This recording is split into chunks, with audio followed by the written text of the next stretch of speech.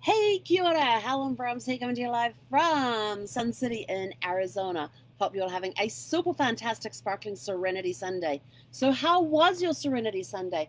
What fun things did you get up to today that helped you relax, reset the clock and everything so that you're all good to go for this coming week, which is going to be a super fantastic, sparkling week, so I hope you're ready for it. I had an amazing day. We did day 2 of Networking Riches. The breakthrough zone today was unbelievable. It was incredible. There were light bulb moments, and I absolutely love those moments. And lots of great ideas flowing. I got pages of notes just from the breakthrough zone area. And the thing I like about the breakthrough zone area is that you take somebody who has an issue with their business of some sort, and then what you do is that the coaches start talking about it and digging deep, digging to find the core of the problem, and then they start coming up with ideas and solutions, and the creativity just starts flowing. And I've got pages of notes just from ideas that came out of today. It was amazing. It was, some people got the kick in the pants that they needed, and they admitted that they needed it, which was really cool. Some people got their eyes just like completely open to like, oh my God, I've been doing this wrong the whole time. Well, not exactly wrong, but I've been approaching it from the direction I should not be approaching it from. So it was just unbelievable. It was amazing. And so we came off Networking Riches 2, and then my dear friend Eileen Schwartz came and picked me up, and we went house hunting in Happy Trails. And on the way over, we already had 5 places to look at. Well, she got here and told me, oh, you remember that one? Well, she actually texted me before she got here to say, oh, you remember that one that I told you about? And then the next day we went in and there was a contract on it and everything. And I'm like, yeah. She said, well, it's back on the market. And I go, oh, is this the one with the pass-through and blah, blah, blah, blah, blah. And she's like, yeah, that's the one. And I'm like, oh, okay. And so she says, I've arranged for us to go through it. And I'm like, excellent. And then she says, oh, and I've got another site for you to look at as well. So we ended up with seven places to look at. The first one we walked in, it was sort of like, it was in bad shape. The price was way too high for what it was. The outdoor area, they had this backyard area, which was absolutely gorgeous, fully fenced, so great place for Zeffie to run around. But the inside of the place, I mean, I stepped in there and I'm sort of like, this place is probably full of mold just from the smell that was coming out of it. And I'm like, look, we didn't even walk through the entire place. So at one point I said, no, I'm done. Not this place at all. She said, well, maybe if we got the price down to like about half of what they were asking for. I said, even then, wouldn't do it. It was just too much work to do. There was just so much that needed to be done to that place. Then we went and had a look at place number 2, walked through that, and I thought, this isn't too bad. And it had a nice, it was a park model with an Arizona room park on the side. And the Arizona rooms on the park models are the extra rooms that are put on the side. They could go the entire length of, I have no idea where my headband is, the entire length of the park model. It could just be part of it. But when I walked through, it felt good. The kitchen area was nice. There was a bedroom off the kitchen, which in the park model, you had the living dining area, then the kitchen, the bathroom, and the bedroom. That's how the park models worked. But then this had a whole nother side on it, and when you went in there, there was like a big family room area. You walked down this hallway around the corner. There was this well, it was enclosed, but it wasn't insulated, which means in the summertime it would get very hot. So it's almost like they walled in a porch area and turned it into an office. They had a half bath back there, which had a ton of space in it, where you could easily put install a shower in there instead, like take out the closets that were there and install a shower. And then they had another bedroom back there, which was bigger than the one that's off the kitchen. And I looked and I went, I'm sort of tempted to make this the master bedroom, but to have a shower, I've now got to walk all the way through, down this hallway, through the living room, around through the kitchen to get to the bathroom on the other side of the house. And I'm sort of like, but I'm only going to sleep in it. maybe we could turn that second bedroom into an office, have an indoor office where the AC gets to it.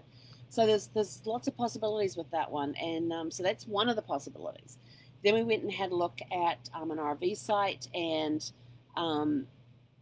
there was a guy renting it at the moment, but he was out, and he knew that we were going to be stopping by and had warned us about his dog, cute little dog called Peanuts. Zeffie was in the car the entire time. We had the windows down so she got the fresh air blowing in, and at times we would leave the engine running if we couldn't get the car parked in the shade area. And she was buckled in the back, and she let us know that she was not happy about being left in the car.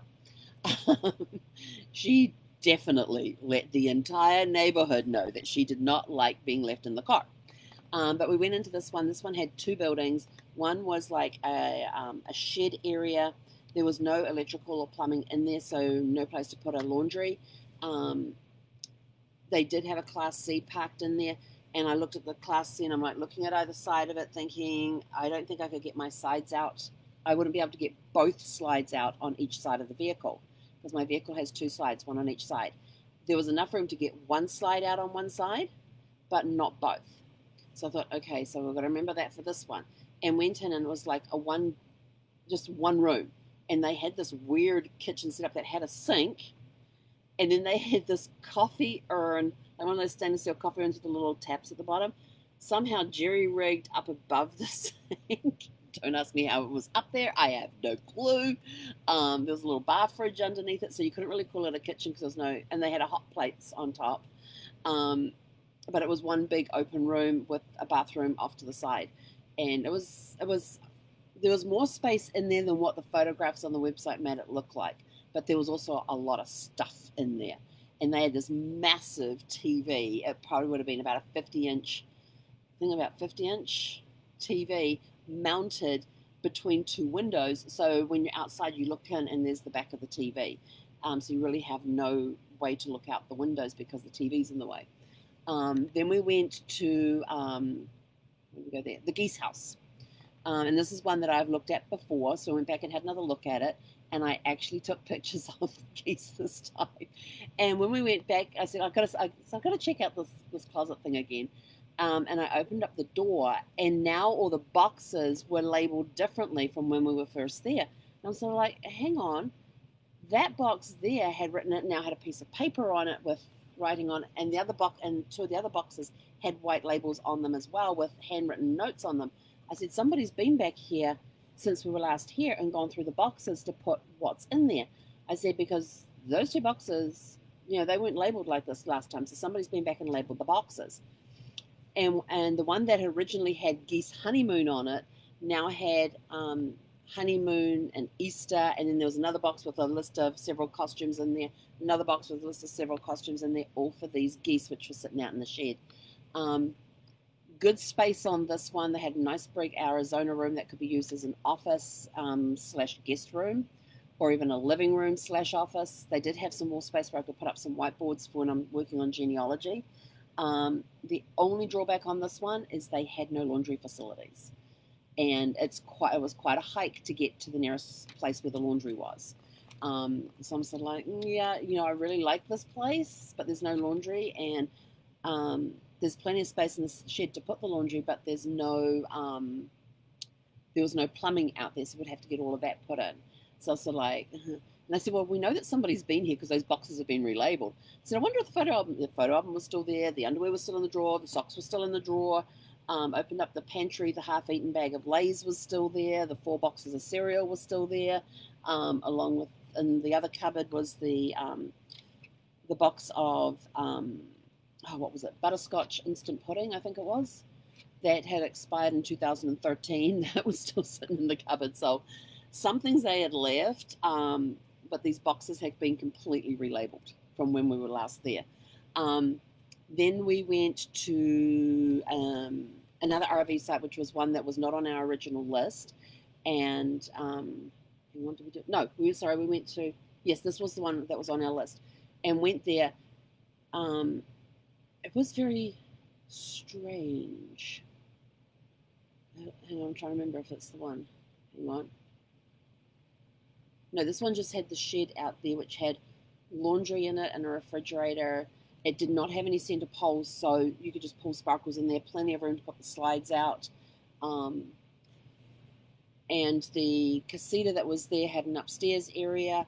It had a washer and dryer in there, along with a fridge freezer. It had an outdoor kitchen area, which just basically had the counter and a sink on it. And the sun sets in the west, and so I'm looking towards the west, and it's like streaming in. But then I look up and see they had a screen that you could pull down into the patio area there to block the sun. So that one was sort of like, yeah, that could be a possibility. That could be a possibility for an RV with the RV site, the RV site, and you just have to put an AC unit in the casita to be able to turn it into an office. And I thought, yeah, that could work. So then we next went to a site that Eileen had found that was on the market. So this was the first of the two that were not on our original list, and it was a corner lot, which was good. And I looked at how they had parked it. Somebody had done an incredible job of parking the fifth wheel that was parked in there. They had done it so well. There was like about this much space between the side of the RV, the side of the fifth wheel that you get in, and the railing around the veranda area or the porch area. And I go and look at the other side of the RV, and its pop-outs are out. And I'm like, how did they do that? They've got the pop-outs out. There's no way you can get in because of the doors there. I did not go look at the back of the RV to see if it was a toy hauler. And I couldn't see anywhere on what would be the driver's side that you could get in. And it just suddenly hit me as we're sitting here talking that maybe they parked it, and then they built the porch around that. But going up, you could see there was a shed down below, and it had plumbing in there for a washer dryer. And we go up, and there's this nice, beautiful big space in there. And we walk around, and there's this really weird shaped area with a half wall off this big space. And then you walk in this other room, and it's weird shaped. And I said, is this like the bedroom? And she's sort of like, yeah. And I'm like looking, well, where the heck would you put the bed? And could you even operate the doors? And then we go into the bathroom, and I'm like, they've got a walk-in shower, which is nice. And then they had the toilet there, and they had these built-in cabinets. And I'm sort of like looking at the front of the toilet and where the cabinets are. And I looked at that, and I said to Eileen, I said, is there even enough room to sit down on the toilet without whacking yourself on the cabinets? Because there was not a lot of space there. And I didn't try it. I just eyeing it up. And then we walked into the kitchen area, and there was a fridge freezer there. There was a sink there. There was a dishwasher there. There was this little tiny microwave and no stove. I'm like, well, that kind of sucks. No stove in a kitchen. I'm like, well, that really sucks. And then you're back into that big main room area.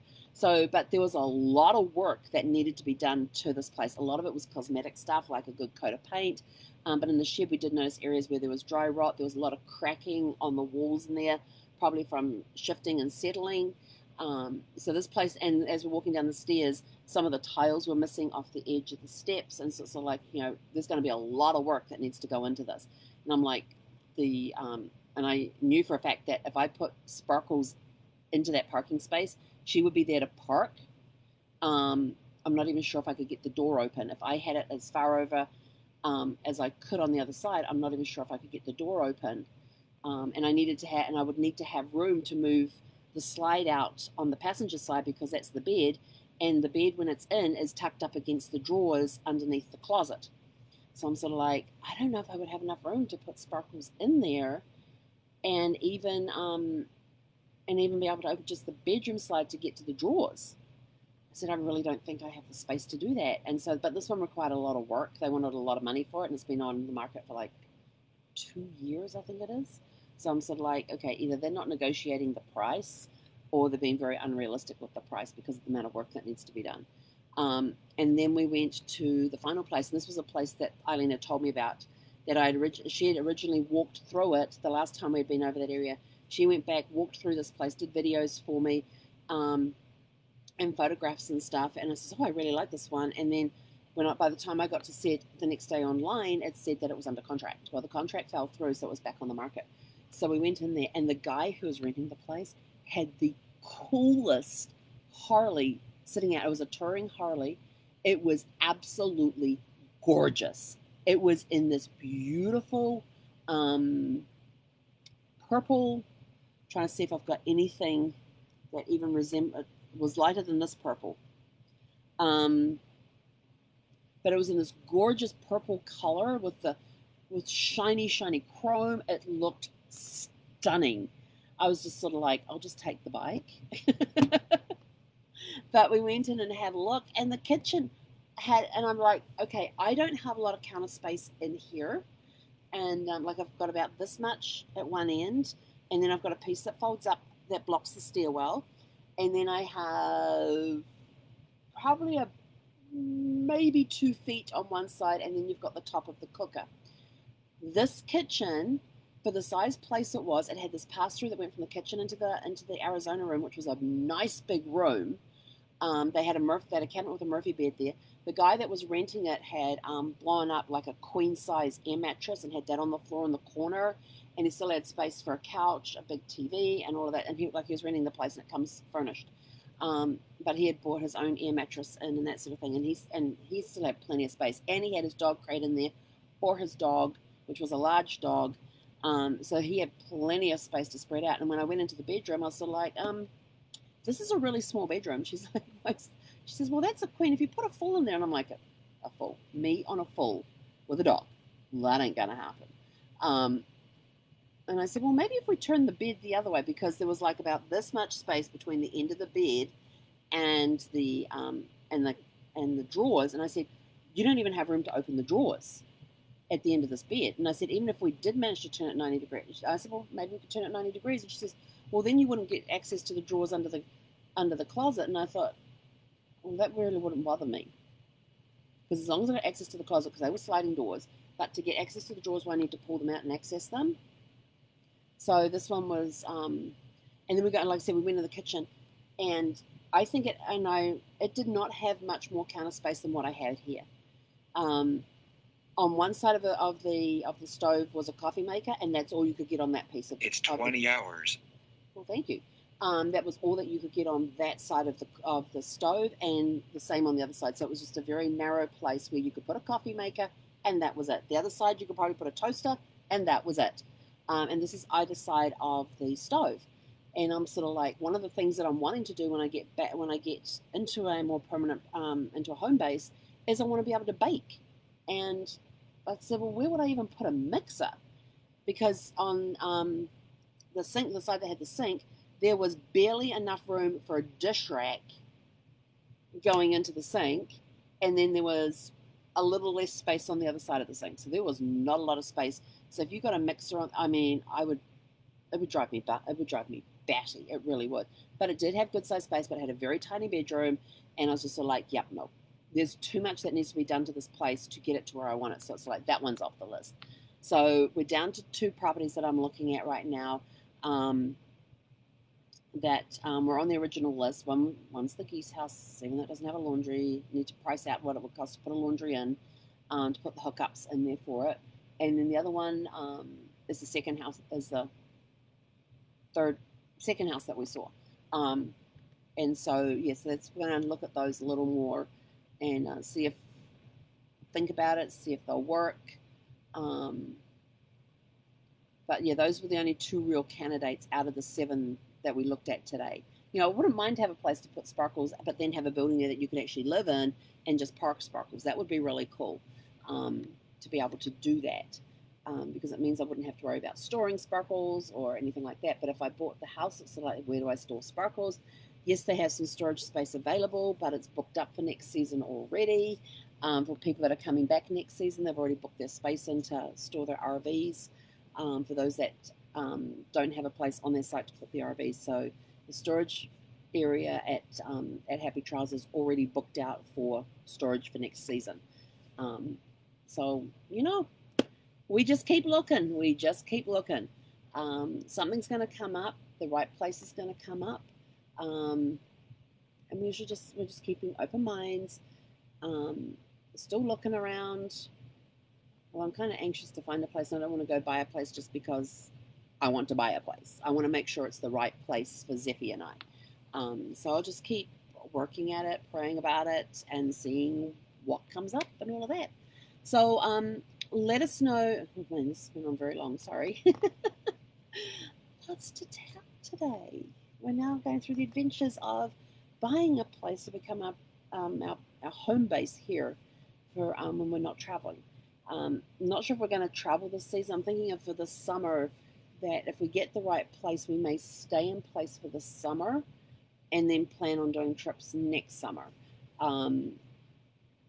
Yeah, still not sure on exactly what we're going to do, but that's kind of where we're thinking, because if we get the home base now, and of course we're at the end of the season too, so which means that all potential home buyers for these places are now migrating back north. So these places are going to be sitting through the summertime, and so we will see if people are willing to negotiate the prices so they don't have to deal with a place sitting empty during summer and all of that sort of thing. So anyway, but it was good to go for a drive through Happy Trails. I like going through there. I love the eclecticness of it. And there's some beautiful places in there. Some people have done, it's amazing what you can do with anywhere from like 2,200 square feet through to, there was some that I would swear were bigger than 3,000 square feet. They may have been more around the 4 or the 5, and they have beautiful places on them. Some of them are sticks and bricks, so like a traditional building. Others are park models. Others are RV sites, and everybody's got different things on them. Some RV sites have nothing on them at all except the concrete pad. Others have full canopies over them. Oh, that was one with one of the full canopies where the Class C was sitting. We looked at it, and she said, well, if you come forward a little bit, you'd be able to get both sides open. And I said, yeah, but I would have to come so far forward that the front part of the RV would not be under the canopy. So it was like, and there'd be this big space out the back just to make sure we got both slides out. So lots of things to consider, but we just keep looking. And so we're going to do some number crunching again this week and think about it a little more to see if one of them will get an offer put on this week or not. So who knows what will happen, but I do need to leave next Saturday, so I also have to figure out where I'm going on Saturday as well. So it's going to be a busy week with lots of cool stuff happening. So and there was some cool ideas that came out of this weekend. So stay tuned. There's a lot more coming. But anyway, I'm out of here. Been on here long enough. Gas bagged long enough. So have a super fantastic, sparkling rest of your Serenity Sunday. Let us know in the comments below how your Sunday was. What did you do to kick back and relax today? What stuff did you get up to? If you were at Networking Riches with me, please put in there what you thought of Networking Riches. I see that my friend Kathy has put in there the comments that it was off the charts today, and I would have to say, yes, it was. I have to agree with that comment. But anyway, have a super fantastic, sparkling rest of your Sunday, and we'll catch you guys tomorrow morning for Magic Monday. Hekonera.